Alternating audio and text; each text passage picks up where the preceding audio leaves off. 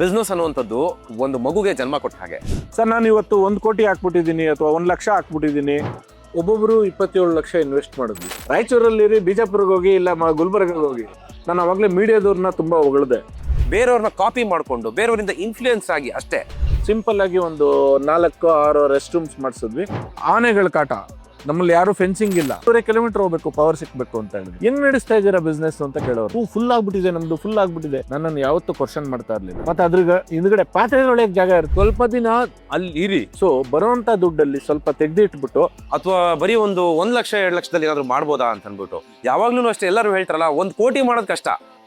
ಈಗ ಬೆಳಗಿಂದ ರಾತ್ರಿವರೆಗೂ ಇವ್ರ ನ್ಯೂಸ್ ಇಲ್ಲ ಅಂತ ಮಾನ್ಸೂನ್ ಅಲ್ಲಿ ಬಿತ್ತು ಅಂತ ತೋರಿಸಿ.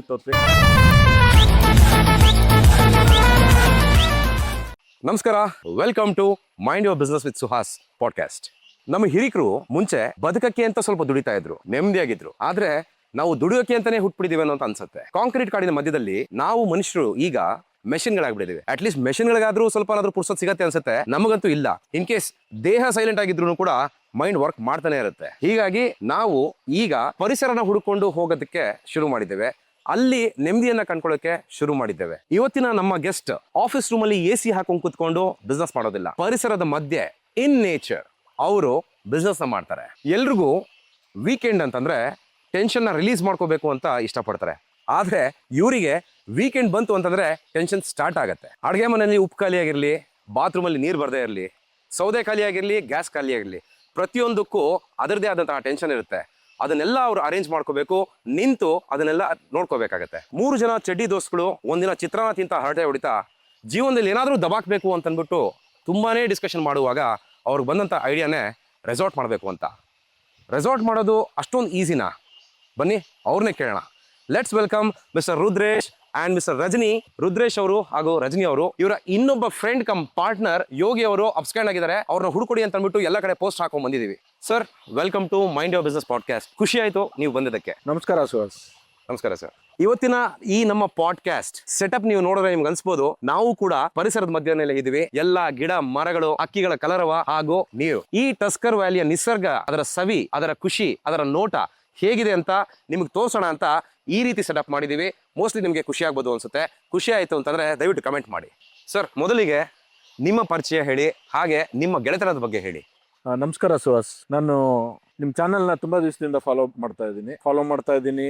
ಆಗ್ಲೇ ಎಷ್ಟೊಂದು ಬಿಸ್ನೆಸ್ ಬಗ್ಗೆ ಐಡಿಯಾಸ್ ಕೊಟ್ಬಿಟ್ಟು ನಾನು ನಿಮ್ದು ಕಾಮೆಂಟ್ಸ್ ಓದ್ತಾ ಇರ್ತೀನಿ. ಎಷ್ಟೊಂದು ಜನ ಎಷ್ಟೊಂದು ಈ ಬಿಸ್ನೆಸ್ಗೆ ಏನೇನ್ ಬೇಕು, ಈಗ ನೀವು ಎಷ್ಟೊಂದು ಬಿಸ್ನೆಸ್ ಬಗ್ಗೆ, ನಿಮ್ದು ಪೆಟ್ರೋಲ್ ಬಂಕ್ ಬಗ್ಗೆ ಹೇಳಿದೀರಾ, ನಿಮ್ಮ ಬಾರ್ ನಡೆಸೋದ್ರ ಬಗ್ಗೆ ಹೇಳಿದೀರಾ, ಎಷ್ಟೊಂದು ಫೀಲ್ಡ್ ಬಗ್ಗೆ ಎಲ್ಲ ಹೇಳ್ತಾ ಇದ್ದೀರಾ. ಒಂದ್ ಒಳ್ಳೆ ಟ್ಯಾಗ್ ಲೈನ್ ಇಟ್ಟಿದ್ದೀರಾ, ಮೈಂಡ್ ಯುವರ್ ಬಿಸ್ನೆಸ್ ಅಂತ. ಖುಷಿ ಆಯ್ತು. ನೀವು ನಮ್ಮ ಪ್ರಾಪರ್ಟಿಗೆ ಬಂದಿರೋದು ತುಂಬಾ ಖುಷಿ ಆಯ್ತು. ಮೊದಲಿಗೆ ನನ್ನ ಬಗ್ಗೆ, ನಮ್ಮ ಪ್ರಾಪರ್ಟಿ ಬಗ್ಗೆ ನಿಮ್ಗೆ ಹೇಳ್ತೀನಿ. ನನ್ನ ಹೆಸರು ರುದ್ರೇಶ್ ಅಂತ.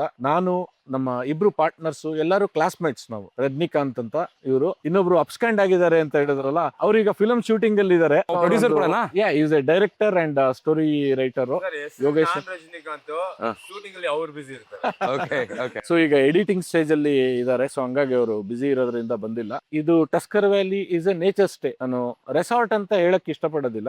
ನಾವು ಒಂದು ಚಿತ್ರಾನ್ನ ತಿಂತಾ ಇದ್ವಿ ಅಂತ ಹೇಳಿದ್ರಲ್ಲ, ನಿಜವಾಗ್ಲೂ ಚಿತ್ರಾನ್ನ ತಿನ್ಕೊಂಡೆ ಪ್ಲಾನ್ ಮಾಡ್ತಾ ಇದ್ವಿ. ನೀವ್ ಹೆಂಗ್ ಹೇಳಿದ್ರಿ ಗೊತ್ತಿಲ್ಲ. ಆಕ್ಚುಲಿ ನಾವು ಇದನ್ನ ಪ್ಲಾನ್ ಮಾಡಿದ್ದು ಒಂದು ಇದೇ ತರ ಪ್ರಾಪರ್ಟಿ ಸಕಲೇಶ್ಪುರದಲ್ಲಿ ಒಂದು ರೊಟ್ಟಿಕಲ್ಲು ಅಂತ. ಸೊ ಅಲ್ಲಿ ಹೋದಾಗ ನಾವು ಆಸ್ ಎ ಕಾಲೇಜ್ ಡೇಸ್ ಅಲ್ಲಿ ಹೋದ್ವಿ. ನಾವು ಅಲ್ಲಿ ಒಂದು ಎಂಜಾಯ್ ಮಾಡೋಣ ಅಂತ ಹೇಳ್ಬಿಟ್ಟು, ಅವಾಗ ಕಾಲೇಜ್ ಡೇಸ್ ಅಲ್ಲೇ ನಮ್ಗೆ ಅನಿಸ್ತು, ನಾವು ಯಾಕೆ ಈ ತರ ಒಂದು ಪ್ರಾಪರ್ಟಿ ಮಾಡಬಾರ್ದು. ಬೈ ಗಾಡ್ ಗ್ರೇಸ್ ನಮ್ಗೆ ಅದೇ ತರದೇ ಪ್ರಾಪರ್ಟಿ ನಮ್ಗೆ ಸಕಲೇಶ್ಪುರ ತಾಲೂಕಲ್ಲೇ ಸಿಕ್ತು. ಅದನ್ನ ಪರ್ಚೇಸ್ ಮಾಡಿದ್ವಿ. ಈ ಒಂದು ಲೆವೆಲ್ಗೆ ಒಂದು ಸಣ್ಣದಿಂದ ಗ್ರೋ ಆಗ್ತಾ ಬಂದ್ವಿ. ನಾವೆಲ್ಲರೂ ಒಟ್ಟಿಗೆ BSc ಓದಿ ನಂತರ ಒಟ್ಟಿಗೆ ಕೆಲಸಕ್ಕೆ ಬೇರೆ ಬೇರೆ ಕಡೆ, ನಾನು ಯೋಗೇಶ್ ಅಂತೂ ಒಂದೇ ಕಂಪ್ನಿಗೆ ಕೆಲಸಕ್ಕೆ ಸೇರೋದು. ಈ ತುಂಬಾ ಕಮ್ಮಿ ಜನ ಜೊತೆಗೆ ಓದಿ ಮುಂದೆ ಬಿಸ್ನೆಸ್ ಅಲ್ಲೂ ಮುಂದೆ ಆಸ್ ಎ ಫ್ಯಾಮಿಲಿ ಫ್ರೆಂಡ್ಸ್ ಆಗಿದ್ದು ಮುಂದೋಗೋದು. ಅಂತದ್ರಲ್ಲಿ ವಿ ಆರ್ ವೆರಿ ಹ್ಯಾಪಿ. 3 ಜನ ಒಟ್ಟಿಗೆ ಗ್ರೋ ಆಗ್ತಾ ಇದೀವಿ, ಒಟ್ಟಿಗೆ ಹೋಗ್ತಾ ಇದೀವಿ. ಅದಕ್ಕೆಲ್ಲ ಕಾರಣ ನಮ್ಮ ಒಂದು ಅಂಡರ್ಸ್ಟ್ಯಾಂಡಿಂಗು, ನಮ್ಮ ಒಂದು ಫ್ಯಾಮಿಲಿ ಸಪೋರ್ಟ್, ಇದೆಲ್ಲದ್ರಿಂದ. ಸೊ ಜೊತೆಗೆ ನಮ್ಮ ಎಂಪ್ಲಾಯೀಸ್ ಮತ್ತೆ ನಮ್ಮ ಗೆಸ್ಟ್ ಸಪೋರ್ಟ್. ಸೊ ನಮ್ಮ ರಾಜ್ಕುಮಾರ್ ಅವರು ಹೇಳೋ ತರ ಅಭಿಮಾನಿಗಳೇ ದೇವರು ಅಂದ್ರೆ ನಮ್ಗೆ ಅತಿಥಿಗಳೇ ದೇವರು. ತುಂಬಾ ಇಂಪಾರ್ಟೆಂಟ್ ಅದು. ಅಂದ್ರೆ ಮೊದಲಿಗೆ ಅವರಿಗೆ ಅತಿಥಿ ಸತ್ಕಾರದ ಬಗ್ಗೆ ತುಂಬಾ ಒಲವಿರ್ಬೇಕು. ಒಂದು ಪ್ಯಾಷನ್ ಇಲ್ಲ ಅಂದ್ರೆ ಹಾಸ್ಪಿಟಾಲಿಟಿ ಬಗ್ಗೆ ಈ ಇಂಡಸ್ಟ್ರಿಗೆ ದಯವಿಟ್ಟು ಬರ್ಲೇಬೇಡಿ ಅಂತಾನೆ ನಾನು ಹೇಳ್ತೀನಿ. ತುಂಬಾ ಇಂಪಾರ್ಟೆಂಟ್. ಓನರ್ ಆಗಿ ಬರೀ ದುಡ್ಮೆ ಒಂದೇ ನೋಡ್ಬೇಡಿ, ದುಡ್ಮೆ ಬಂದೇ ಬರುತ್ತೆ, ನಿಮಗೆ ದುಡ್ಡು ಬಂದೇ ಬರುತ್ತೆ. ಈ ಒಂದು ಇಂಡಸ್ಟ್ರಿಗೆ ಬರ್ತಾ ಇದೀವಿ ಅಂದ್ರೆ ನೀವು ಅದನ್ನ ಅನುಭವಿಸ್ತಾ ಇದ್ದೀರಾ. ನಾನು ಒಂದ್ ಕಡೆ ಊಟಕ್ಕೆ ಹೋದಾಗ ನಾನು ಒಂದು ತಟ್ಟೆ ಹೆಂಗ್ ಕ್ಲೀನ್ ಆಗಿರ್ಬೇಕು, ಅಥವಾ ಊಟ ಬಡಿಸೋ ರೀತಿ ಹೆಂಗಿರ್ಬೇಕು, ಊಟ ಬಡಿಸೋರು ಹೇಗಿರ್ಬೇಕು, ನೇಚರ್ ಅಲ್ಲಿ ನಾವು ಬರ್ತಾ ಇದೀವಿ ಅಂದ್ರೆ ನೇಚರ್ನ ಯಾವ ತರ ಕಾಪಾಡ್ಕೊಂಡು ಬರುವಂತ ಗೆಸ್ಟ್ ಗಳಿಗೂ ಇದನ್ನೇ ಫಾಲೋ ಮಾಡಿ ಅಂತ ಹೇಳ್ಕೊಡೋದು ಹೆಂಗೆ. ನಂತರ ಅದನ್ನೇ ಮುಂದುವರ್ಸ್ಕೊಂಡು ನೆಕ್ಸ್ಟ್ ಸುತ್ತಮುತ್ತ ವಿಲೇಜ್ ಅಲ್ಲಿ ಇರೋರಿಗೆ ಅವರಿಗೆ ನಮ್ಮಿಂದ ಯಾವ ತರ ಅನುಕೂಲ ಆಗುತ್ತೆ. ಯಾಕಂದ್ರೆ ನಾವು ಲೋಕಲೈಟ್ಸ್ ಅಲ್ಲ, ನಾವು ಎಲ್ಲೋ ಇಲ್ಲಿ ಬಂದು ಅಲ್ಲಿಂದ ಬೆಂಗಳೂರಿಂದ ಅಥವಾ ಬೇರೆ ಊರಿಂದ ಬಂದು ಇಲ್ಲಿ ಮಾಡ್ತಾ ಇದೀವಿ ಅಂದಾಗ ನಮ್ಗೆ ಇಲ್ಲಿ ಸುತ್ತಮುತ್ತದವರೆಲ್ಲ ಸಪೋರ್ಟ್ ಮಾಡ್ತಾ ಇದ್ದಾರೆ. ಅದಕ್ಕೆ ಕಾರಣ ನಾವು ಅದೇ ತರನ ಈ ಒಂದು ಎನ್ವೈರನ್ಮೆಂಟ್ ನ ಡೆವಲಪ್ ಮಾಡಿ ಅವ್ರ ಸಪೋರ್ಟ್ ತಗೊಂಡು ನಾವು ಅವ್ರಿಗೆ ಸಪೋರ್ಟ್ ಮಾಡಿ ಸುತ್ತಮುತ್ತ ಎಲ್ಲರೂ ಜೊತೆಗೆ ಬೆಳೀತಾ ಇದೀವಿ. ನಮ್ಮ ಎಂಪ್ಲಾಯೀಸ್ ಇರ್ಬೋದು, ಇಲ್ಲಿರೋ ಎಂಪ್ಲಾಯೀಸ್ ಎಲ್ಲರೂ 8 ವರ್ಷದಿಂದ 9 ವರ್ಷದಿಂದ ಜೊತೆಗಿರುವಂತವ್ರು. ಅದು ಕಾರಣ ಅವರ ಸಪೋರ್ಟ್ ಇಂದ ನಾವು ಬೆಳೀತಾ ಇದೀವಿ, ನಮ್ಮ ಸಪೋರ್ಟ್ ಇಂದ ಅವ್ರು ಬೆಳೀತಾ ಇದಾರೆ. ಎಲ್ಲದಕ್ಕಿಂತ ಮುಖ್ಯವಾಗಿ ನಮ್ಮ ತಾಯಿ ನೇಚರ್ ಅಂದ್ರೆ ಪ್ರಕೃತಿಯೇ ದೇವರು, ಪ್ರಕೃತಿ ಮಡಲ್ ನಾವಿದೀವಿ. ನಮ್ಗೆ ತುಂಬಾ ಖುಷಿ ಇದೆ, ಇದರಿಂದ ನಾವು ಬೆಳೀತಾ ಇದೀವಿ. ಕಾಲೇಜಿನ ಗೆಳೆತನ ಬಿಸ್ನೆಸ್ ವರ್ಗೂ ಬರಬೇಕು ಅಂತಂದ್ರೆ ನಿಮ್ಮ ಒಂದು ಅಂಡರ್ಸ್ಟ್ಯಾಂಡಿಂಗ್ ಯಾವ ತರ ಇತ್ತು, ಅಥವಾ ನಿಮ್ಮ ಒಂದು ಪ್ಲಾನಿಂಗ್ ಯಾವ ತರ ಇತ್ತು ಸರ್? ಓಕೆ, ನಾವು ಈ ಬಿಸ್ನೆಸ್ ಶುರು ಮಾಡೋಕ್ಕೂ ಮುಂಚೆ we were friend for at least ಒಂದು 6-7 ವರ್ಷ ಫ್ರೆಂಡ್ಸ್ ಆಗಿದ್ವಿ, ರೈಟ್ ಫ್ರಮ್ ದಿ ಡಿಗ್ರಿ. ಒಂದಿನ ಇದ್ದಕ್ಕಿಗೆ ಯೋಗಿ ಮತ್ತೆ ರುದ್ರಿ ವಿ ಸ್ಟಾರ್ಟೆಡ್ ಟಾಕಿಂಗ್. ಆಗ ಈ ತರ ಒಂದು ಕಾನ್ಸೆಪ್ಟ್ ಇದೆ, ಐಡಿಯಾ ಇದೆ, why don't you join us ಅಂತ. ನನಗೆ ಅಬ್ಸಲ್ಯೂಟ್ಲಿ ಅಲ್ಲಿದಾಗ ನಾನು ಬಿಸ್ನೆಸ್ ಮಾಡ್ತೀನಿ, ಇದು I am an IT employee, ಜಾಗ ನೋಡಿದೀವಿ, ಒಂದ್ಸರಿ ಬಂದ್ ನೋಡು, ವಿಲ್ ಸ್ಟಾರ್ಟ್ ಅಂತ ಹೇಳಿದ್ರು. ಇದಕ್ಕೆ ಮುಂಚೆ ಇವರು they started another property called camp fire circle ಅಂತ. ಅವಾಗ್ಲೂ ನನ್ನ ಪಾರ್ಟ್ನರ್ಶಿಪ್ ಗೆ ಅಪ್ರೋಚ್ ಮಾಡಿದ್ರು. ಆಗ that was their first venture. So ನನಗೆ ಆಗ ಇವ್ರ ಮೇಲೆ ನನಗೂ ಹಾನೆಸ್ಟ್ಲಿ ನನಗೆ ಕಾನ್ಫಿಡೆನ್ಸ್ ಇರಲಿಲ್ಲ. ಇವ್ರದ್ದು ಅವಾಗ ದೇವರ್ ಏನೋ ಡೆಬ್ಯೂಟೆಂಟ್ಸ್ ದೋಸ್ ಇಂಡಸ್ಟ್ರಿ, ಮಗ ಬರೋದಿಲ್ಲ ನಾನು ಅಂತ ಹೇಳಿದ್ದೆ. Then after it was been ಏನೋ almost an year and a half and they were doing well in that business. ಆಮೇಲೆ ಇವ್ರು second time when they approached me, ನನಗೆ ಒಂದು ಕಾನ್ಫಿಡೆನ್ಸ್ ಬಂತು. Okay, they are already into their business, they are doing it good. ಸರಿ ಆಯ್ತು, ಒಂದು confidence ಬಂತು, ಇವ್ರು ಮಾಡ್ತಾರೆ ಏನೋ, ಸರಿ ಕೈ ಹಾಕೋಣ ಮತ್ತೆ ಶುರು ಮಾಡೋಣ ಅಂತ ಹೇಳಿದ್ರು. ಏನಪ್ಪಾ ಎಷ್ಟು ಎಸ್ಟಿಮೇಷನ್ ಏನು, ನನ್ನ ಹತ್ರ ಅಂತೂ ಸತ್ಯಾಗ್ಲೂ ಅವಾಗ 5 ಪೈಸಾ ಸೇವಿಂಗ್ಸ್ ಇರ್ಲಿಲ್ಲ. ಆ ಸ್ಯಾಲ್ರಿ ಅವತ್ತಿನ ಜೀವನ ನಡ್ಸಕ್ ಎಷ್ಟು ಇತ್ತು ಹಂಗೆ ನಡ್ಕೊಂಡು ಹೋಗ್ತಾ ಇತ್ತು. ಮಗ 10 ಲಕ್ಷ ರೂಪಾಯಿ ಅಷ್ಟೇ ಕಣೋ, ಜಾಸ್ತಿ ಇಲ್ಲ ಅಂತ ಹೇಳಿದ್ರು. 10 ಲಕ್ಷಕ್ಕೆಲ್ಲ ಒಂದು ಬಿಸ್ನೆಸ್, ರೆಸಾರ್ಟ್ ಬಿಸ್ನೆಸ್ ಶುರು ಮಾಡ್ಬೋದ, ಪರವಾಗಿಲ್ಲ, ಹೆಣ್ಮಕ್ಳು ಜೊತೆ ಸೇರ್ಕೊಂಡು ಮಾಡ್ಬೋದ್ರೆ ಉದ್ಧಾರ ಆಗ್ಬೋದು ಅಂದ್ಬಿಟ್ಟು ಹೂ ಅಂತ ಸೇರ್ಕೊಂಡ್ಬಿಟ್ಟೆ, ಕೈ ಹಾಕ್ಬಿಟ್ಟೆ. ಸರಿ ಶುರು ಮಾಡಿದ್ರು. ಹೋಯ್ತು ಹೋಯ್ತು ಹೋಯ್ತು 40 ಲಕ್ಷ ರೂಪಾಯಿ ಕಣ ಟೋಟಲ್, ಬರೀ ಒಬ್ಬೊಬ್ರು 10-12 ಲಕ್ಷ ರೂಪಾಯಿ ಹಾಕೋಣ ಅಂದ್ರು. ಶುರು ಮಾಡಿದ್ವಿ, ಹೋಯ್ತು ಹೋಯ್ತು ಹೋಯ್ತು 92-94 ಬಂದು ನಿಂತ್ಕೊಂತು, ಬೆವ್ರು ಇಳಿದೋಯ್ತು. ಇನ್ನು ಆಗಲ್ಲ ಗುರು, ಇದಕ್ ಮೇಲೆ ಇನ್ನು ನಮ್ಗೂ ಶಕ್ತಿ ಇಲ್ಲ, ಇದಕ್ ಮೇಲೆ ಎಲ್ಲಿ ನಿಂತಿದ್ಯೋ ಎಷ್ಟಾಗಿದೆಯೋ ಅಲ್ಲಿಂದಾನೆ ಶುರು ಮಾಡೋಣ. ಇನಿಷಿಯಲ್ ಗೆಸ್ಟ್ ಗಳು ಬರ್ತಾರ, ವೆರಿ ರಾ ಇತ್ತು. ಆಗ ಪಾತ್ವೇ ಇರ್ಲಿಲ್ಲ, ಒಂದೇ ಒಂದ್ ಡೈನಿಂಗ್ ಹಾಲು, 3 ಕಾಟೇಜು, ಲೈಟ್ಸ್ ಇರ್ಲಿಲ್ಲ. ಆಗ ಬೈಕೊಂತಾರ ಗೆಸ್ಟ್ ಗಳು, ಬೈಕೊಳ್ಳಿ ಸ್ಟಾರ್ಟ್. ಸೊ ಅಲ್ಲಿಂದ ಹಂಗೆ ಕರೆಕ್ಷನ್ ಮಾಡ್ತಾ ಹೋಗೋಣ ಅಂತ ಅನ್ಕೊಂಡ್ರಿ. ಓಕೆ, ಇನ್ನು ಕೈಯಿಂದ ಹಾಕೋ ಅಷ್ಟು ಶಕ್ತಿ ಇಲ್ಲ ನಮ್ಮ ಹತ್ರ. Personal loans, nobody is Born with silver spoon here, ಎಲ್ಲಾರು ಪರ್ಸನಲ್ ಲೋನ್ ಮಾಡಿದ್ದು. ಸರಿ ಶುರು ಮಾಡೋಣ, ಎಷ್ಟಾಗುತ್ತೋ ಅವಾಗ ಎಷ್ಟೆಷ್ಟು ಬರುತ್ತೋ ಅದರಿಂದ ಇನ್ವೆಸ್ಟ್ ಮಾಡ್ಕೊಂಡು ರೀಇನ್ವೆಸ್ಟ್, 2 ವರ್ಷ ದುಡ್ಡು ತಗೊಳ್ಳೋದೇ ಬೇಡ, ಎಷ್ಟಾಗುತ್ತೋ ರೀಇನ್ವೆಸ್ಟ್ ಮಾಡ್ಕೊಂಡು ಹೋಗೋಣ ಅಂತ ಶುರು ಮಾಡಿದ್ವಿ. We open the resort. ಏನ್ ತುಂಬಾ ಹೆದರಿಕೆ ಇತ್ತು, ಏನ್ ಗೆಸ್ಟ್ ಗಳು ಬಂದವ್ರು ಏನ್ ಅಂತಾರೆ, ಏನ್ ಹೇಳ್ತಾರೆ ಅಂತ. ಧೈರ್ಯವಾಗಿ ಶುರು ಮಾಡಿದ್ವಿ. ಬೈದ್ರೆ ಬೈಸ್ಕೊಳ್ಳೋಣ, ಏನು ಮಾಡಕ್ಕಾಗಲ್ಲ. We have already ventured into this, invest ಮಾಡ್ಬಿಟ್ಟಿದೀವಿ, ಶುರು ಮಾಡೋಣ ಅಂತ ಮಾಡಿದ್ವಿ. I still remember telling to Rudri, first time guest 17 ಜನ ಬಂದಿದ್ರು. ಫೋನ್ ಮಾಡಿದೆ, 17 ಜನ, Rajani 17-20 it's not the target, ನಾವು ಇಲ್ಲಾಂದ್ರೆ ಒಂದು 45 ಜನಕ್ಕೆ ಟಾರ್ಗೆಟ್ ಮಾಡಬೇಕು ವೀಕ್ಲಿ ಅಂತ. ಅಂದ್ರೆ ನಮ್ ಕೆಪಾಸಿಟಿನೇ ಅಷ್ಟಿಲ್ಲ ಕಣೋ, we are not get there, ಆಗಲ್ಲ. ಇಲ್ಲ, ಇವ್ರು ಸ್ವಲ್ಪ ಧೈರ್ಯ ಜಾಸ್ತಿ, ಏನ್ ಗೆಟ್ಸ್ ಏನ್ ಉಗಿತಾರೋ ಉಗಿಸ್ಕೊಳ್ಳೋಣ, ಮಾಡೋಣ, ವಿಲ್ ಟಾರ್ಗೆಟ್ 40-45 ಅಂತ ತೊಗೊಳಕ್ ಶುರು ಮಾಡ್ಬಿಟ್ಟ ಬುಕಿಂಗ್ ನ.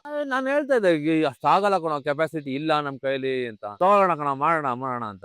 ದುರಾಸೆ ಅನ್ನಿಸ್ತು ಆ ಟೈಮಲ್ಲಿ. ಬಟ್ ಏನೋ ದಟ್ ವಾಸ್ ಅ ಹೆಲ್ತಿ ದುರಾಸೆ, ಕಾನ್ಫಿಡೆನ್ಸ್ ಇತ್ತು. ಸರಿ ಶುರು ಮಾಡಿದ್ವಿ.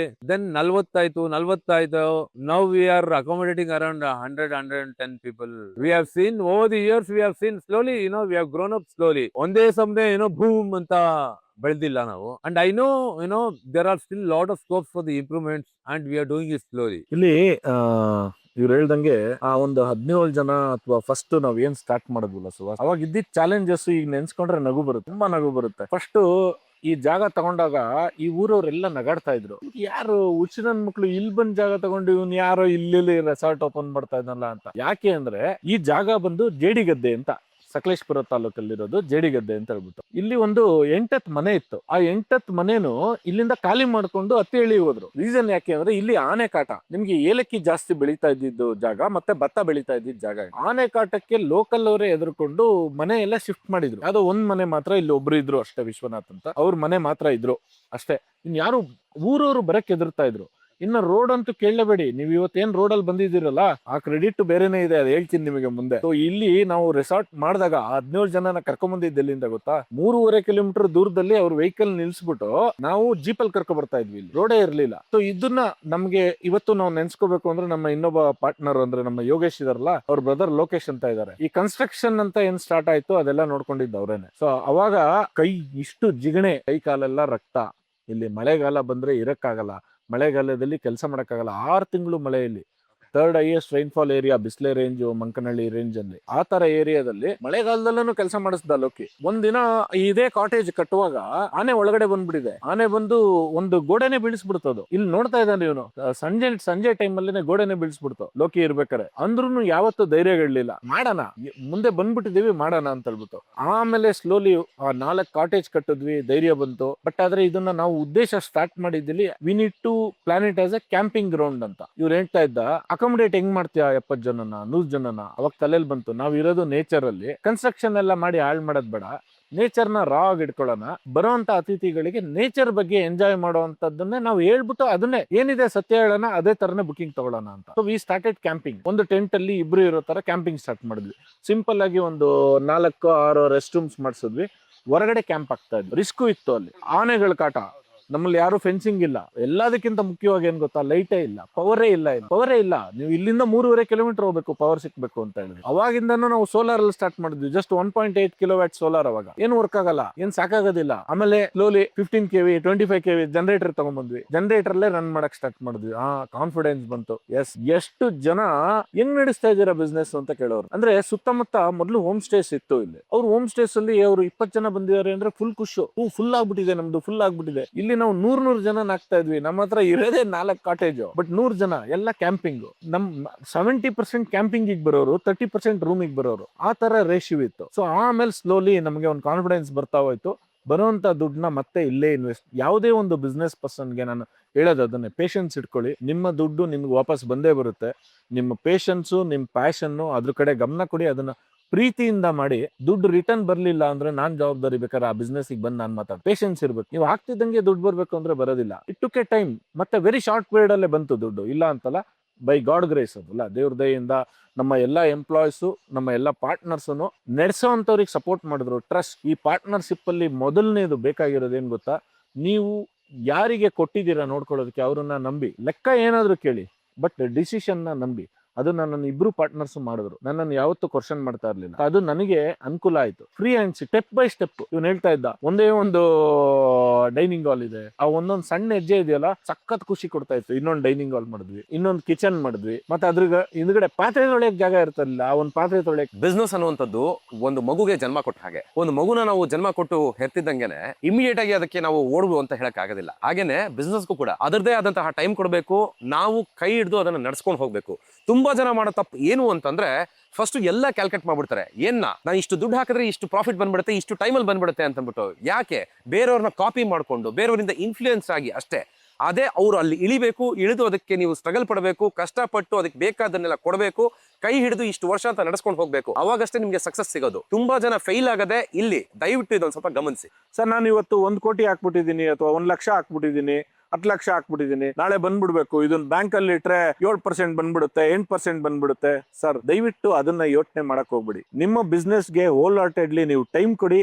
ನಿಮ್ಮ ಪ್ಯಾಷನ್ ನಿಂದ, ಪ್ರೀತಿಯಿಂದ ಕೆಲಸ ಮಾಡಿ.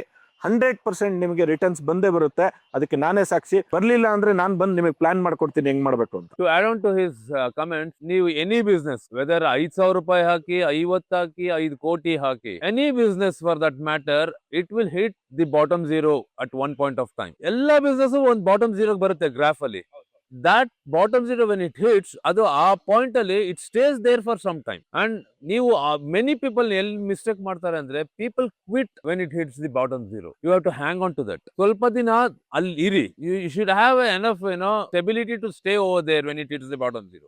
Once you after some days it again picks up. ಈಗ ಸರ್ ಟೆಂಟಿಗೆ ಬರೋದೇ ಇಲ್ಲ, ತುಂಬಾ ಕಮ್ಮಿ. ಸೊ ಈಗ ಜನಕ್ಕೆ ಬೇರೆ ಬೇಕು. ಸೊ ನಾವು ಯೂನಿಟ್ ಅಪ್ಗ್ರೇಡ್. ಇವಾಗ ನಾನು ಲಾಭ ತಿಂದಿದ್ದೀನಿ, ನಾನು ಹಳೆ ಕಾಲದ್ದೇ ಗುಂಗಲ್ಲಿದ್ದೀನಿ, ನಾನು ಅಷ್ಟು ಚೆನ್ನಾಗಿ ಮಾಡ್ತಾ ಇದ್ದೆ, ಹೆಸರಿದೆ. ನೋ, ಇವಾಗ ಜನಕ್ಕೆ ಇದು ಬೇಕು, ನಾನು ಅಪ್ಗ್ರೇಡ್ ಆಗ್ಲಿಲ್ಲ ಅಂದ್ರೆ ಅಗೈನ್ ಫೇಲ್ಯೂರ್. ಸೊ ಬರುವಂತ ದುಡ್ಡಲ್ಲಿ ಸ್ವಲ್ಪ ತೆಗೆದಿಟ್ಬಿಟ್ಟು ಹೊಸದಕ್ಕೆ ಚೇಂಜಸ್ಗೆ ಏನಿದೆ ಅದನ್ನ ನಾವು ಮಾಡುವಂತ ಪ್ಲಾನಿಂಗ್ ನಾವು ಮಾಡ್ಕೊಂಡ್ಲಿಲ್ಲ ಅಂದ್ರೆ ಇವತ್ತು ಎಷ್ಟೊಂದು ಇಂಡಸ್ಟ್ರಿಲಿ ಅಥವಾ ಎಷ್ಟೊಂದು ಕಂಪನೀಸ್ ಅಲ್ಲಿ ಚೇಂಜ್ಗೆ ಅಕ್ಸೆಪ್ಟ್ ಮಾಡ್ಕೊಂಡಲ್ಲೇನೆ ಬಿದ್ದೋಗಿದ್ದಾರೆ. I mean when I say bet, it's a investment. ನೀವು ಇನ್ವೆಸ್ಟ್ ಮಾಡದೆ, ದುಡ್ಡು ಇನ್ವೆಸ್ಟ್ ಮಾಡದೆ I want a bigger fish ಅಂದ್ರೆ ಯು ವಿಲ್ ನಾಟ್ ಗೆಟ್.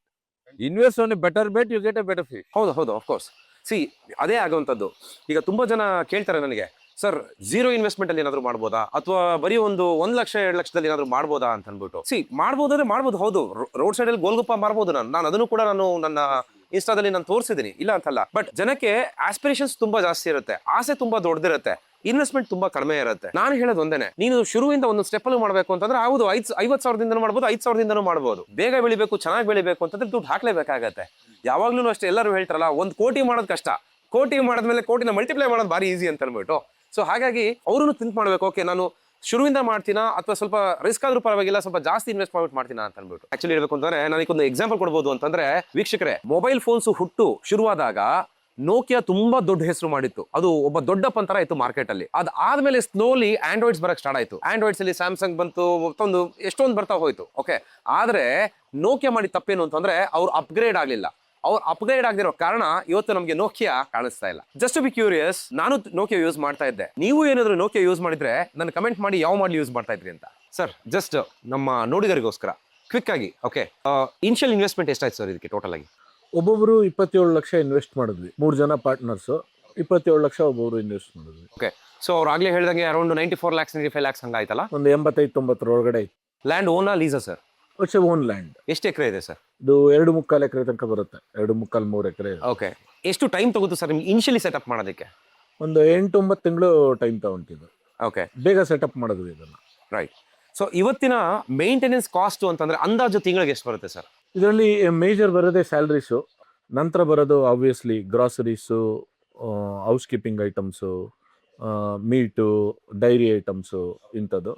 ನಂತರ over all number including GST ಎಲ್ಲ ಸೇರಿದ್ರೆ ಒಂದು 7 ಲಕ್ಷ 8 ಲಕ್ಷ ಅಂತೂ ಖರ್ಚಿದ್ದೇ ಇರುತ್ತೆ ನಿಮಗೆ. ಒಂದು at least to the level of 250 to 300 400 guest ತಿಂಗಳ ಮಾಡ್ತೀವಿ ಅಂತ ಹೇಳಿದ್ರೆ, with an average selling price of around 2.5 to 3,000 rupees ಒಳಗಡೆ. Okay, at least sir for an idea margin ಎಷ್ಟು ನೋಡ್ಬೋದು ಸರ್? ಸರ್ ಕರೆಕ್ಟ್, ನೀವು ಒಳ್ಳೆ ಟಾಪಿಕ್ ತೆಗೆದ್ರಿ. ಮಾರ್ಜಿನ್ ಅಂತ ಹೇಳಿದ್ರೆ ಇಲ್ಲಿ ಇನ್ವೆಸ್ಟ್ ಮಾಡ್ತಾ ಇದ್ದೀನಿ ಅಂದ್ರೆ ಎಷ್ಟು ಬರಬೇಕು ಅಂತ. ಕರೆಕ್ಟ್ ಅಲ್ವಾ? ನಾನು ಅವಾಗಲೇ ಬ್ಯಾಂಕ್ ಇಂಟ್ರೆಸ್ಟ್ ಅದು ಇದು ಎಲ್ಲ ಮಾತಾಡ್ತಾ ಇದ್ದೆ ನಿಮಗೆ. Sir, I can assure you minimum 30% ನೀವು ನೆಟ್ ಪ್ರಾಫಿಟ್ ಇದ್ರಲ್ಲಿ ತಗೋಬಹುದು. 3 ತಿಂಗಳು 4 ತಿಂಗಳು ಬಿಸ್ನೆಸ್ ಡ್ರಾಪ್ ಇರುತ್ತೆ. ಇದು ಯಾವ ತರ ಟ್ರೆಂಡ್ ಇರುತ್ತೆ ಅಂದ್ರೆ, ನಿಮಗೆ ಆಗಸ್ಟ್ ಇಂದ ಸ್ಟಾರ್ಟ್ ಆಗುತ್ತೆ. ಆಗಸ್ಟ್ ಡಿಸೆಂಟ್ ಬಿಸ್ನೆಸ್, ಸೆಪ್ಟೆಂಬರ್ ಸ್ವಲ್ಪ ಡ್ರಾಪ್ ಆಗುತ್ತೆ, ಅಕ್ಟೋಬರ್ ಬೂಮಿಂಗ್. ಈ ಇಂಡಸ್ಟ್ರಿಲಿ ಎಂತ ಒಂದು ಸಣ್ಣ ಮನೆ ಇಟ್ಕೊಳ್ಳಿ, ಒಂದು ರೂಮ್ ಇಟ್ಕೊಳ್ಳಿ, you will do good. October, November, December, January 15 super ಆಗಿ ಆಟೋಮೆಟಿಕ್. ಆಮೇಲೆ ಸೇಮ್ ಎಲ್ಲ ದಿವಸ ಒಂದೇ ತರ ಇರೋದಿಲ್ಲಲ್ಲ. ಡೈಲಿ ಬಿರಿಯಾನಿ ಬೇಕು ಅಂದ್ರೆ ಹೆಂಗೆ ಅಲ್ವಾ? ಸೊ ಜಾನ್ವರಿ 15 ಆದ ನಂತರ ನಿಮಗೆ ಒಂದು ಡೀಸೆಂಟ್ ಬಿಸ್ನೆಸ್ ಫೆಬ್ರವರಿ ಇರುತ್ತೆ. ಮಾರ್ಚಲ್ಲಿ ಸ್ವಲ್ಪ ಡ್ರಾಪ್ ಆಗುತ್ತೆ. ಮತ್ತೆ ಯಾವಾಗ ಸ್ಕೂಲ್ ಮಕ್ಕಳಿಗೆ ರಜಾ ಸ್ಟಾರ್ಟ್ ಆಗುತ್ತೆ ಇದೆಲ್ಲ, ಅದನ್ನು ಅವಾಗ ಫ್ಯಾಮಿಲಿ ಕ್ರೌಡ್ ಬರಕ್ಕೆ ಸ್ಟಾರ್ಟ್ ಆಗುತ್ತೆ. ನಿಮಗೆ ಏಪ್ರಿಲ್, ಮೇ, ಜೂನು ಸ್ವಲ್ಪ ಏಪ್ರಿಲ್ ಮೇ ಅಲ್ಲಿ ಒಂದು ಡೀಸೆಂಟ್ ಬಿಸ್ನೆಸ್ ಆಗುತ್ತೆ. ಜೂನ್, ಜುಲೈ ಕಮ್ಮಿ. ರೀಸನ್ ಏನಂದ್ರೆ ಆಕ್ಚುಲಿ ಮಾನ್ಸೂನ್ ಇಂದ. ಸೊ ಮಾನ್ಸೂನ್ ಚೆನ್ನಾಗಾಯ್ತು, ಒಳ್ಳೆ ಇದಾಯ್ತು ಅಂದ್ರೆ ಮಳೆ ಅಂತ ಹೇಳ್ಬಿಟ್ಟು ಬರೋದಿಲ್ಲ. ಇದಕ್ಕೆ ಇನ್ನೂ ಒಂದು ಕಾರಣ ಇದೆ. ನಾವು ವಿ ಪ್ರಮೋಟ್ ಮಾನ್ಸೂನ್. ಇದು ನೇಚರ್ ಅಂತ ಪ್ಲೇಸ್ ಅಲ್ಲಿ, ಇಂಥ ಟಸ್ಕರ್ ವ್ಯಾಲಿ, ಸಕಲೇಶ್ಪುರದಲ್ಲಿ ಇದ್ಬಿಟ್ಟು ನಾವು ಮಾನ್ಸೂನ್ ಪ್ರಮೋಟ್ ಮಾಡಲಿಲ್ಲ ಅಂದ್ರೆ ಆಬ್ವಿಯಸ್ಲಿ ನೀನು ಬೇಸಿಗೆ ಟೈಮಲ್ಲಿ ಬಂದ್ಬಿಟ್ಟು ಪ್ರಮೋಟ್ ಮಾಡೋಕ್ಕಾಗುತ್ತಾ? ನೀವು ಮಳೆ ಎಂಜಾಯ್ ಮಾಡಕ್ ಬನ್ನಿ ಸರ್, ಇಲ್ಲಿ ಮಳೆ ಎಂಜಾಯ್ ಮಾಡಕ್ ಬನ್ನಿ. ಕರೆಕ್ಟ್ ಅಲ್ವಾ? ನೀವ್ ಯಾಕೆ ಬಿಸಿಲು ಎಂಜಾಯ್ ಮಾಡಕ್ ನಿಮ್ಮ ರಾಯಚೂರಲ್ಲಿ ಬಿಜಾಪುರಕ್ಕೆ ಹೋಗಿ, ಇಲ್ಲ ಗುಲ್ಬರ್ಗಕ್ಕೆ ಹೋಗಿ? ದಯವಿಟ್ಟು ನೀವು ಮಾನ್ಸೂನ್ ಎಂಜಾಯ್ ಮಾಡ್ಬೇಕಾ? ಸಕಲೇಶ್ಪುರಕ್ಕೆ ಮಳೆಗಾಲದಲ್ಲೇ ಬನ್ನಿ. ಆದ್ರೆ ಇಲ್ಲಿ ನಮಗೆ ಪ್ರಾಬ್ಲಮ್ಮು ಇದೆ. ಪ್ರಾಬ್ಲಮ್ ಅಂತ ಹೇಳಲ್ಲ. ಇನ್ನ ನಾನು ಅವಾಗಲೇ ಮೀಡಿಯಾದವ್ರನ್ನ ತುಂಬಾ ಹೊಗಳಿದೆ. ಅಟ್ ದ ಸೇಮ್ ಟೈಮ್ ನಾವು ಇನ್ನೊಂದ್ಸತಿ ತಗೊಳ್ತೀನಿ. ಯಾಕೆ ಅಂದ್ರೆ ದಯವಿಟ್ಟು ಏನಾಗುತ್ತೆ ಅದನ್ನ ಮಾತ್ರ ತೋರಿಸಿ. ಅಂದ್ರೆ ಎಲ್ಲೋ ಒಂದು ಕಡೆ ಒಂದು ಸಣ್ಣ ಗುಡ್ಡ ಕುಸ್ಬಿಟ್ರೆ ಅದನ್ನ ತೋರಿಸಿದ್ದೆ ಇಡೀ ಡಿಸ್ಟ್ರಿಕ್ಟ್ ಹಿಂಗಾಗ್ಬಿಟ್ಟಿದೆ ಅಂತ ಸಕಲೇಶ್ಪುರ ಮಳೆ ಬಂದ್ಬಿಟ್ಟು ಕೊಚ್ಚೋಯ್ತು ಅನ್ನೋ ಹೌದು, ತರ ಹೌದು, ತೋರಿಸ್ಬೇಡಿ ಸರ್. ಹೌದು ಹೌದು. ಇದನ್ನ ನಂಬ್ಕೊಂಡು ತುಂಬಾ 106 ಮನೆಗಳಿದೆ, ಲಕ್ಷಾಂತರ ಜನ ಇದ್ದಾರೆ, ಅತಿಥಿಗಳು ಇದನ್ನ ಎಂಜಾಯ್ ಮಾಡ್ಲಿ. ಸರ್ ನಾನು ಚಿಕ್ಕಮಂಗ್ಳೂರಲ್ಲಿ ಇದ್ದಿದ್ದು, ಆಯ್ತಾ, ಹುಟ್ಟಿ ಬೆಳೆದಿದ್ದೆಲ್ಲ ಚಿಕ್ಕಮಂಗ್ಳೂರಲ್ಲಿ. ನಾವು ಈ ತರ ಲ್ಯಾಂಡ್ ಸ್ಲೈಡಿಂಗ್ ಎಲ್ಲ ಸಣ್ಣ ವಯಸ್ಸಿಂದನೂ ತುಂಬಾ ಸರಿ ನಾವು ಸೈಕಲಲ್ಲಿ ಮುಳ್ಳಯ್ಯನಗಿರಿ ಸೀತಾಳಯ್ಯನಗಿರಿಗೆ ಹೋಗ್ತಿದ್ವಿ. ಈ ತರ ಲ್ಯಾಂಡ್ ಸ್ಲೈಡ್ ಸಣ್ಣ ಪುಟ್ಟ ಯಾವಾಗ್ಲೂ ನೋಡಿದೀವಿ. ಅವಾಗ ಮೀಡಿಯಾ ಸ್ಟ್ರಾಂಗ್ ಇರ್ಲಿಲ್ಲ. ಪೇಪರ್ ಅಲ್ಲಿ ಬಂತ ಪ್ರಜಾವಾಣಿ ತಗೊಳ್ಳಿ, ಇಲ್ಲ ಡೆಕ್ಕನ್ ಹರ್ಲ್ಡ್ ತಗೊಳ್ಳಿ, ಟೈಮ್ಸ್ ಆಫ್ ಇಂಡಿಯಾ ತಗೊಳ್ಳಿ, ಓದ್ತಾ ಇದ್ವಿ. ಹೌದಪ್ಪ ಇಲ್ಲಿದೆ, ಒಂದು ಪ್ರಿಕಾಷನ್ ಏನೋ ತಗೊಳ್ತಾ ಇದ್ವಿ. ಟ್ರಾವೆಲ್ ಮಾಡೋದು ಯಾವತ್ತೂ ನಿಲ್ಲಿಸ್ತಾ ಇರ್ಲಿಲ್ಲ. ಈಗ ಬೆಳಗಿಂದ ರಾತ್ರಿವರೆಗೂ ಇವ್ರು ನ್ಯೂಸ್ ಇಲ್ಲ ಅಂತ ಮಾನ್ಸೂನ್ ಅಲ್ಲಿ ಬಿತ್ತು ಅಂತ ತೋರಿಸಿ ನಮ್ಮ ಹೊಟ್ಟೆ ಮೇಲೆ ಹೊಡಿಬೇಡಿ. ನಿಮ್ ಚಾನೆಲ್ ಮೂಲಕ ಇದನ್ನ ಹೇಳ್ತಾ ಇರೋದು. ಸೊ ಜೂನ್ ಜುಲೈ ಸ್ವಲ್ಪ ಡ್ರಾಪ್ ಇರುತ್ತೆ. ಇದು ಬಂದಂತಹ ಗೆಸ್ಟ್ಗಳಿಗೆ ಇಟ್ಸ್ ರಿಲ್ಯಾಕ್ಸೇಷನ್ ಸ್ಪಾಟ್, ಆ ಟೈಮು ಕರೆಕ್ಟ್. ಬಟ್ ಇದನ್ನೇ ನಂಬ್ಕೊಂಡಂತಹ ಎಷ್ಟೋ ಸಂಸಾರಗಳಿದಾವೆ. ನೀವು ಬಿಸ್ನೆಸ್ ಓನರ್ಸ್ ಅಂತ ಸೈಡಿಗೆ ತೆಗೆದಿಟ್ಟು ಕೊಟ್ರ ನೀವು ಎಷ್ಟೋ ಜನಕ್ಕೆ ಎಂಪ್ಲಾಯ್ಮೆಂಟ್ ಕೊಟ್ಟಿರ್ತೀರಾ. ಅಂಡ್ ನೀವು ಈ ಲೋಕಲ್ ಅಲ್ಲಿ ಇರುವಂತಹ ಅಂಗಡಿಗಳಿಗೆ ಅಲ್ಲಿಂದ ದಿನಸಿಗಳು ತರ್ತಾ ಇರ್ತೀರಾ. ಸೊ ಎಷ್ಟೊಂದು ಜನದ ಬಿಸ್ನೆಸ್ಗಳು, ಎಷ್ಟೊಂದು ಜನದ ಸ್ಯಾಲ್ರೀಸು, ಎಷ್ಟೊಂದು ಜನದ ಜೀವನಗಳು ಏರ್ಪೇರಾಗ್ಬಿಡ್ತವೆ ಇನ್ ಕೇಸ್ ನಾವು ರಾಂಗ್ ಇನ್ಫಾರ್ಮೇಶನ್ ಕೊಟ್ವಿ ಅಂತಂದ್ರೆ. ಅದು ಹೌದು. ಯಾವಾಗಂದ್ರೆ ಈ ಹೊಳೆ ಕೂತಿದೀವಲ್ಲ, ಇದು ಓವರ್ಫ್ಲೋ ಆಗಿ ನಮ್ ಡೈನಿಂಗ್ ಹಾಲ್ ತನಕ ಬಂದಾಗ we have cancel the guest. It's not a safe for the guest to come in ಅಂದ್ಬಿಟ್ಟು ನಾವು ಎಷ್ಟೋ ಇನ್ಸ್ಟೆನ್ಸಸ್ ಅಲ್ಲಿ ನಾವು ಕ್ಯಾನ್ಸಲ್ ಮಾಡಿದೀವಿ ಬುಕಿಂಗ್ಸ್ ನ. So priority is guest. V are not that angry for making money. ನಿಮ್ಮ ಪ್ರಾಪರ್ಟಿನಲ್ಲಿ ಎಷ್ಟು ರೂಮ್ಸ್ ಇದೆ ಸರ್? ಯಾವ ಟೈಪ್ ಅಕಾಮಿಡೇಷನ್ಸ್ ಇದೆ ಸರ್? ಸರ್ ನಮ್ಮಲ್ಲಿ 3 ತರ ಸ್ಟೇ ಇದೆ. Tusker valley is A nature stay category property. ನಿಮಗೆ ನೇಚರ್ ಎಂಜಾಯ್ ಮಾಡುವಂಥ ಮನೋಭಾವನೆ ಇದ್ರೆ ಇಲ್ಲಿ ಬನ್ನಿ. ನಮ್ಮಲ್ಲಿ 3 ತರ ಸ್ಟೇ ಇದೆ. ಒಂದು ರಿವರ್ ಸೈಡ್ ಕಾಟೇಜಸ್, ಇದೇ ನಾವು ಫಸ್ಟ್ ಸ್ಟಾರ್ಟ್ ಮಾಡಿದ್ದು. 4 ಕಾಟೇಜ್ ಇದೆ ಆ ಥರದ್ದು. ಹೌದು, ಇಲ್ಲಿದೆಯಲ್ಲ ಅದೇನೆ. ಸೊ ಒಂದೊಂದು ಕಾಟೇಜಲ್ಲಿ 8 ಜನ ಉಳಿಯುವಂಥದ್ದು ವಿತ್ 2 ಅಟ್ಯಾಚ್ ರೆಸ್ಟ್ ರೂಮ್ಸ್ ಇರುತ್ತೆ. ಅಂದರೆ ಡಾಮ್ ಟೈಪ್ ಕಾಟೇಜಸ್ ಅಂತ ಹೇಳ್ಬೋದು, ಆಯ್ತಾ. ಸೊ ಇದು ಬಿಟ್ರೆ ಈಗ ಹೊಸದಾಗಿ ಮಾಡಿದ್ದೀವಿ, ಅದನ್ನ ರೂಮ್ ಅಂತ ಕರೆಯಲ್ಲ, ಸ್ಮಾಲ್ ಪಾಡ್ಸ್. ಅದು next level of camping tents.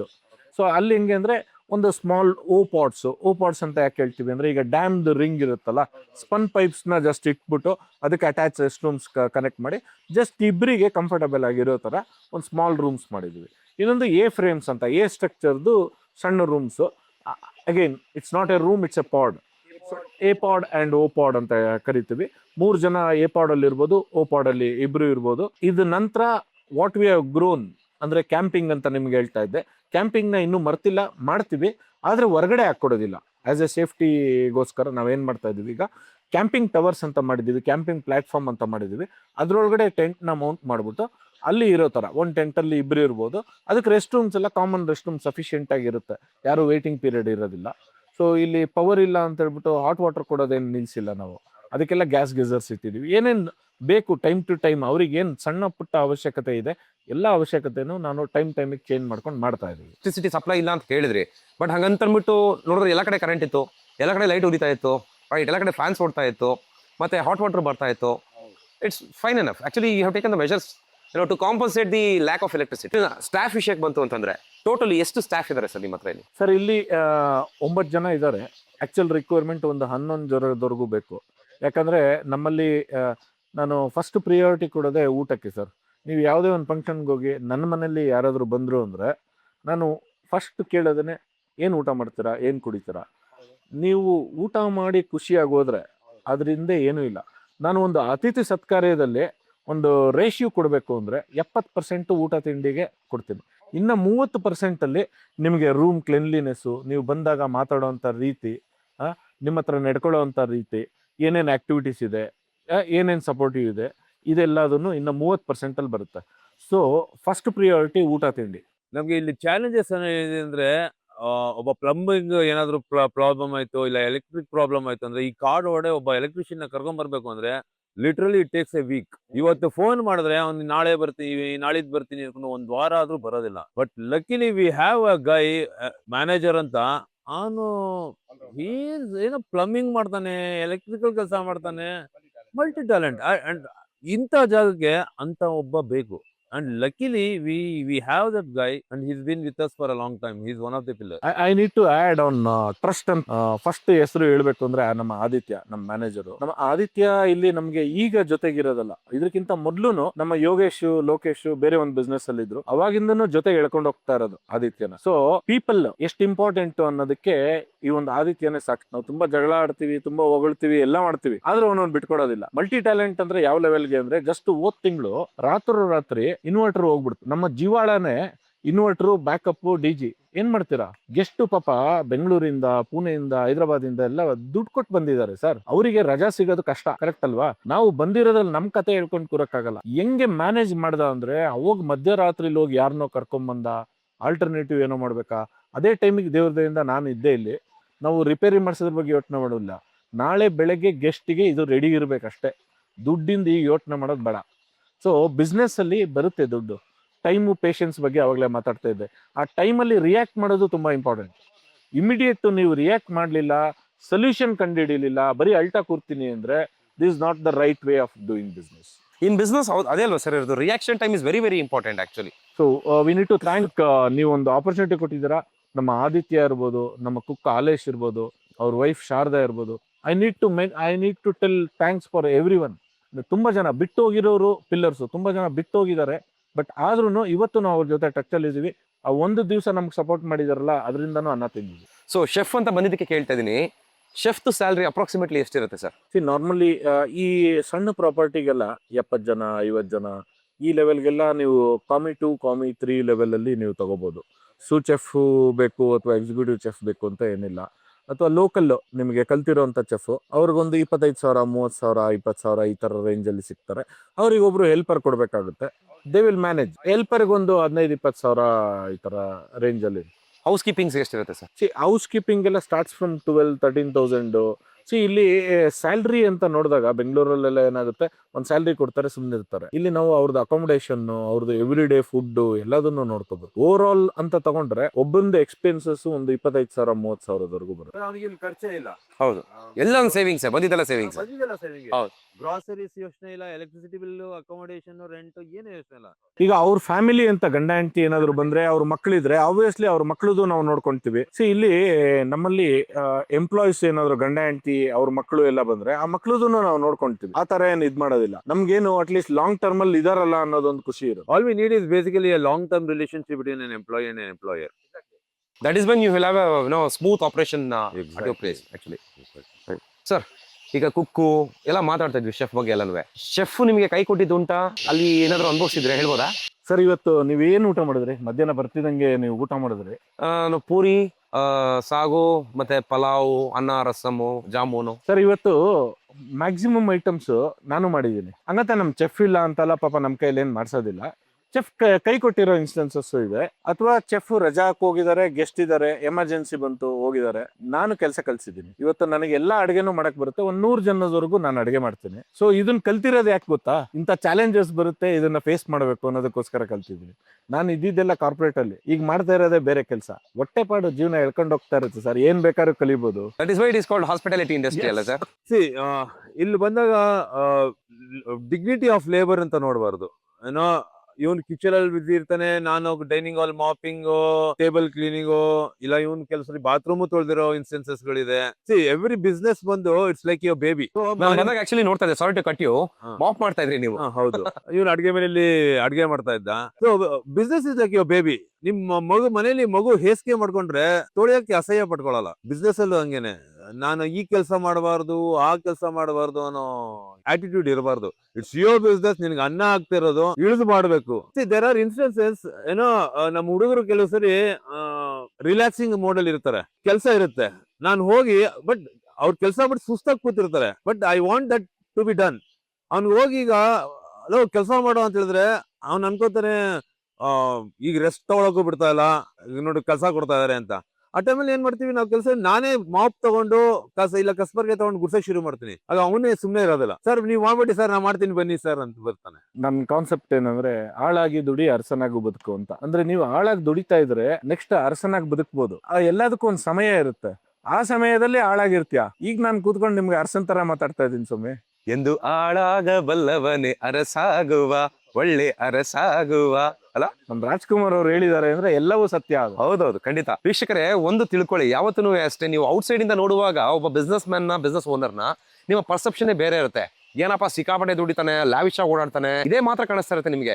ಅದಕ್ಕೆ ನಾನು ಪದೇ ಪದೇ ಹೇಳೋದು, ಅದ್ರ ಹಿಂದಿರುವಂತಹ ಸ್ಟ್ರಗಲ್ಸು, ಅದು ಹಿಂದೆ ಇರುವಂತಹ ಶ್ರಮ, ಅವರ ಕಷ್ಟ, ಅವರ ನೋವು, ಅದು ಯಾವುದು ಕಾಣಿಸೋದಿಲ್ಲ. ಅದೆಲ್ಲನೂ ನಿಮ್ಗೆ ತೋರಿಸ್ಬೇಕು ಅಂತಾನೆ ನನ್ನ ಪಾಡ್ಕಾಸ್ಟ್ ಇರೋದು. ಒಂದ್ 2 ಪೆಗ್ ಆಗ್ತಿದ್ದಂಗೆನೆ ಇರೋಬರೋ ಸೀಕ್ರೆಟ್ಸ್ ಎಲ್ಲ ಆಚೆ ಹಾಕ್ಬಿಡೋದು ಯಾರು? ಗೆಸ್ಟ್ ಊಟ ಹಾಕ್ತಾರೋ ಇಲ್ಲ ನಾಯಿಗೆ ಆನ್ ಟೈಮ್ ಊಟ ಆಗ್ಬೇಕು. ನಾನು ಒಂದು 4 ರಿಂದ 5, 6 ಹಾವು ಹಿಡಿದಿರ್ಬೋದು. ಓಕೆ. ಸೊ ಅದ್ರ ಪ್ರೀತಿ ಜಾಸ್ತಿ ಬರೋದು ಯಾವಾಗ? 1-2 ಪೆಗ್ ಆದ್ಮೇಲೆ? ಅದು ಹೆಂಡತಿ ಹತ್ರ ಕೇಳಿ ಕೇಳಿ ಅಭ್ಯಾಸ ಆಗೋಗಿದೆ. ಸೊ ಅದನ್ನೇ ಇಲ್ಲೂ ಮಾಡ್ತೀವಿ. ಮನೆ ನಡೆಸಬೇಕು, ಎಂಪ್ಲಾಯೀಸಿಗೆ ಸ್ಯಾಲ್ರಿ ಕೊಡಬೇಕು, ಸಡನ್ ಆಗಿ ಬಂಡೆನೇ ತಲೆ ಮೇಲೆ ಬಿದ್ದಂಗೆ ತುಂಬಾನೇ ಕಷ್ಟ ಆಯ್ತು ಆ ಟೈಮ್.